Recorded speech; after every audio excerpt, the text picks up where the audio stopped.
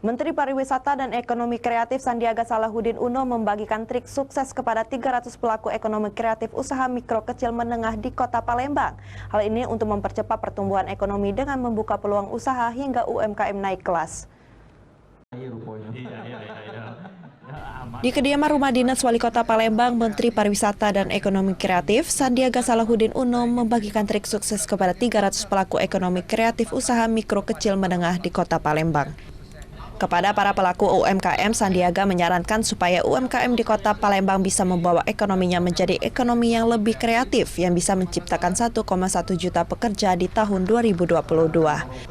Hal ini untuk mempercepat pertumbuhan ekonomi dengan membuka peluang usaha hingga UMKM naik kelas.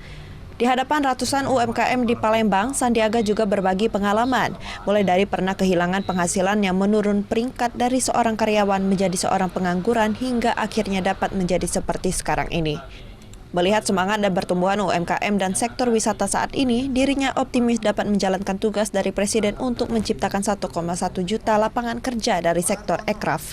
Bahkan dirinya optimis di tahun 2024 bisa tercipta 4,4 juta lapangan kerja baru.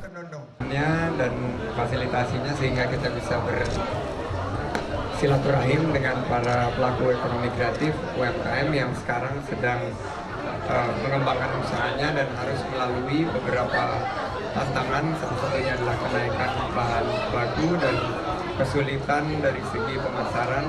Ini yang kita fasilitasi dan beberapa produk tadi kita akan bantu promosi, sekaligus juga kita berikan akses mereka sehingga mereka lebih terdigitalisasi. Tidak hanya berbagi motivasi dan trik menjadi sukses, dalam rangkaian sarasehan tersebut Sandiaga juga meninjau sejumlah tenan UMKM yang dipamerkan di lapangan rumah dinas Wali Kota Palembang. Dari Palembang, Muhammad Rizal Falevi, iNews melaporkan.